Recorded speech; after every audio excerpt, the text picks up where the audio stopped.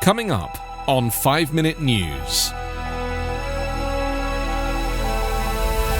Israel steps up Gaza offensive, kills senior Hamas figures. Colonial Pipeline restarts operations days after major hack. And bodies of suspected COVID victims found in Indian rivers. It's Thursday, May 13. I'm Anthony Davis. Israel on Wednesday pressed ahead with a fierce military offensive in the Gaza Strip, killing as many as 10 senior Hamas military figures and toppling a pair of high-rise towers housing Hamas facilities in a series of airstrikes. The Islamic militant group showed no signs of backing down and fired hundreds of rockets at Israeli cities. In just 3 days, this latest round of fighting between the bitter enemies has already begun to resemble, and even exceed, a devastating 50-day war in 2014. Like that previous war, neither side appears to have an exit strategy. But there are key differences. The fighting has triggered the worst Jewish-Arab violence inside Israel in decades, and looming in the background is an international war crimes investigation. Israel carried out an intense barrage of airstrikes just after sunrise, striking dozens of targets in several minutes that set off bone-rattling explosions across Gaza.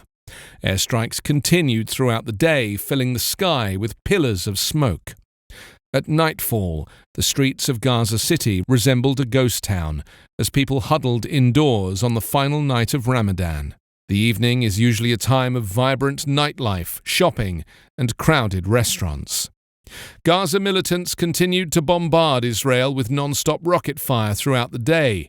The attacks brought life to a standstill in southern communities near Gaza, but also reached as far north as the Tel Aviv area, about 45 miles to the north, for a second straight day.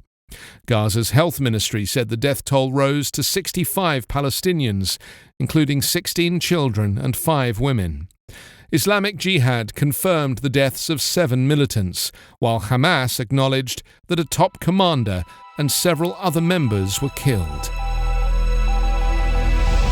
America's largest fuel pipeline restarted operations on Wednesday, days after it was forced to shut down by a gang of hackers. The disruption of Colonial Pipeline caused long lines at gas stations in the southeast due to distribution problems and panic buying, draining supplies at thousands of gas stations. Colonial initiated the restart of pipeline operations late Wednesday, saying in a statement that all lines, including those lateral lines that have been running manually, will return to normal operations. But it will take several days for deliveries to return to normal, the company said. In the meantime, drivers have been finding gas stations with little or no gas in some southeast states. The Colonial Pipeline, which delivers about 45% of the fuel consumed on the East Coast, was hit on Friday with a cyber attack by hackers who lock up computer systems and demand a ransom to release them. The hackers didn't take control of the pipeline operations, but Colonial shut the pipeline down to contain the damage. The attack raised concerns once again about the vulnerability of the nation's critical infrastructure.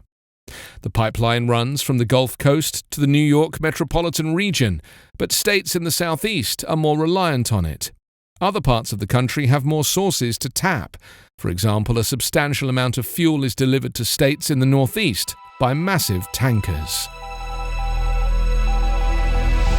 At least 90 more bodies of suspected COVID-19 victims have washed up in rivers in India as the virus continues to spread into poor rural areas, and the country recorded its highest daily death toll so far. More than 70 corpses were discovered floating in the Ganges River in the Buxar district of the state of Bihar, and dozens more bodies were found upstream in the neighbouring state of Uttar Pradesh. Several more were found floating in the Runj River in Panar, which serves as a source of water for villagers and their cattle. It came as India recorded another surge in deaths nationwide, with 4,205 recorded on Tuesday, the highest of the pandemic so far. India also reported another 348,421 infections, pushing the country's total to 20.3 million cases, a figure experts widely believe is an undercount. Earlier this week, 30 bodies had been recovered from the Ganges in the same area. Thought to be over 5 days old, they were heavily decomposed, and so officials said it was difficult to confirm if they had died of COVID-19 or other causes. Many believe the bodies had been dumped due to the rising cost of cremating bodies, with crematoriums overrun and firewood for pyres now expensive and in short supply. Images of ambulance drivers throwing bodies over a bridge on the border of Uttar Pradesh and Bihar into the river emerged on social media. The discovery of the suspected coronavirus fatalities was a cause of concern for local villagers, who use the river as a source of water for drinking and washing. The Ganges is also the most sacred river to Hindus and is worshipped as the goddess Ganga. You can subscribe to 5 Minute News on YouTube with your preferred podcast app. Ask your smart speaker or enable 5 Minute News as your Amazon Alexa flash briefing skill.